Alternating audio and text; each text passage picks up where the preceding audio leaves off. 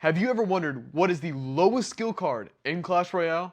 Well, today is your lucky day. In our last video, we discussed the top 5 most overpowered decks in the history of Clash Royale. But do you know what's worse than an overpowered deck? A deck that takes no skill. There seems to be a debate on our channel that every card takes the same amount of skill, and it's just pixels on the screen. Well, no, you're just coping. You play a no-skill deck, and that's why you're sad about it. Like, you have no skill. I can already see that this video is gonna have a whole bunch of 8-year-olds sitting here at me that there are 4,500 trophies with their high skill golem deck. I'm sorry to break it to you, it takes no skill. Before we get started, let's set some criteria of what a low skill card actually is. The first thing that matters is timing. Most of these cards, timing does not mean near as much as some of these other cards in the game. The next thing is placement. Placement doesn't really matter with most of these cards. There are a couple that it does matter, but there isn't a specific spot that you have to play. And the last criteria is the lack of specific interactions that you have to know to play the card. In all reality, you don't need to know anything to play these cards well. Speaking of no skill, you'd be shocked to see how easy it'd be for someone to steal your Supercell ID while playing Clash Royale on public Wi-Fi. And that's where today's sponsors comes in. Surfshark VPN. Most of you guys probably didn't know this, but anytime you type in a password on your device on public Wi-Fi,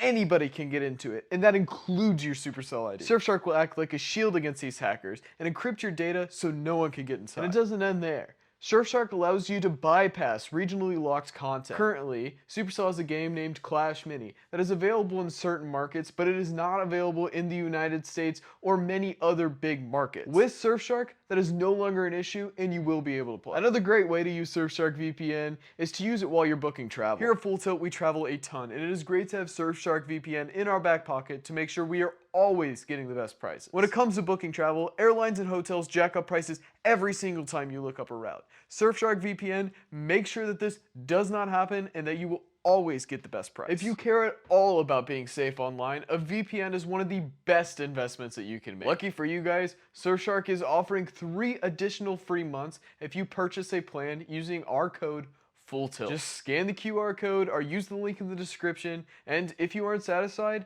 Surfshark VPN offers a 30-day money-back guarantee to all of their customers. Thank you again to Surfshark VPN for sponsoring today's video. At number 5, we got a tie between the Golem and the Elixir Golem. This tie is because they have the same low skill qualities. They don't defend, they just drop something in the back and spam up one lane and pray that it works. There is not a single niche interaction for either of these cards. Basically, how you play Golem is that you just put Golem, put a Lumberjack, and then put a Night Witch behind it, and then use a Lightning to kill any middle health troop, and just pray that they don't have an Inferno. For the Elixir Golem, it's the same exact way. You drop your Elixir Golem in the back, drop a Healer, drop a Night Witch, and drop an Electro Dragon all in the back. Just pray that it makes it to the tower.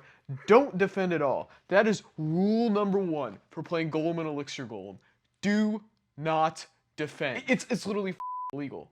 I know that I'm going to have a whole bunch of people in this comment section. Oh my god, Golem's so hard to play. Like, no, you're just a idiot. You're terrible. You're bad at the game. And number 4 is the freeze spell. I think a lot of you guys think that this would be higher on the list, but it gets some slack. The freeze is obviously low skill for so many reasons, because literally you could just bypass any bad interaction just to win the game. There is nothing your opponent can do against the freeze. If you struggle against Infernos, just drop a freeze.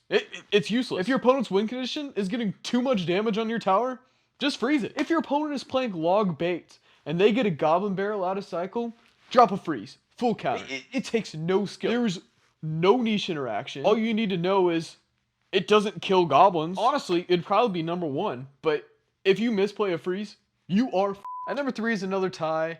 The only reason why we have another tie is because we didn't want to put multiple evolutions on this list, so we're going to put the Firecracker and the Royal Giant evolution right here at number 3. These cards are ridiculous. The Firecracker more than the Royal Giant, but the Royal Giant has the same kind of issue with it. If your opponent does not have a Fireball to kill an evolved Firecracker, that thing, like, literally will kill everything on the map. You don't need to place it a certain way. People are literally spamming the thing behind an Ice Golem at the bridge, and it works. The Firecracker evolution, just drop it down, all of a sudden everything on your opponent's side dead. The Royal Giant evolution, if you just drop it at the bridge, let it go hit the tower, if you don't have an Inferno, your tower's gone. I've shown multiple clips of me using the Royal Giant evolution on shorts, and you can see how ridiculous it is. I'll just drop a Royal Giant evolution and just spam crap at the bridge to make an Inferno not hit it. If you don't even have an Inferno, you're done. You're done for. There's nothing you can do. There's nothing you can do against these two cards. Evolutions are ridiculous. At number 2 is the Royal Recruits. The Royal Recruits are so low skill. It is unbelievable. If you need a defensive card to defend against a graveyard, Royal Recruits behind the tower. If you need to defend against anything else, just Royal Recruits. It doesn't matter where you place them. Literally, the only thing that you can screw up is nothing. Like, oh, you split 4 to this side, there's still 2 on the other side. It's not that big of a deal. But yes, they aren't a great card, but they are so easy to use because timing really doesn't matter. Because, I mean, what's going to happen? Your Royal Recruit isn't going to lock on in time? No, it doesn't matter. They're just stabby little Royal Recruit motherfuckers. That made no sense.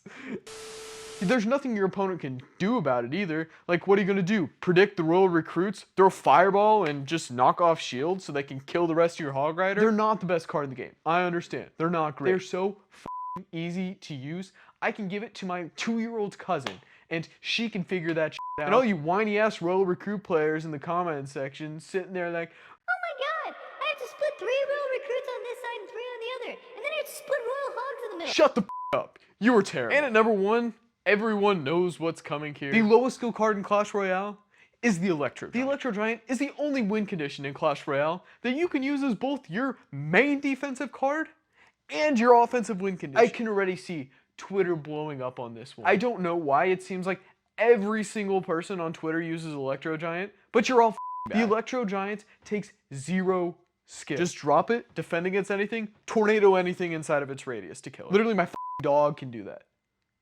Like it angers me so much that people use that card and genuinely think that they're good because of it. You might be able to win a couple of games, but you shouldn't be able to. You shouldn't be able to win games with that card because it is too easy to use. And honestly, I'm glad it got nerfed to the point that it isn't the best card in the game. But it's still a card that is very usable even after they nerfed it to hell. Just because of how easy it is to use. It's completely ridiculous. Alright guys, that's all I got for you guys today. And thank you to Surfshark VPN for sponsoring today's video.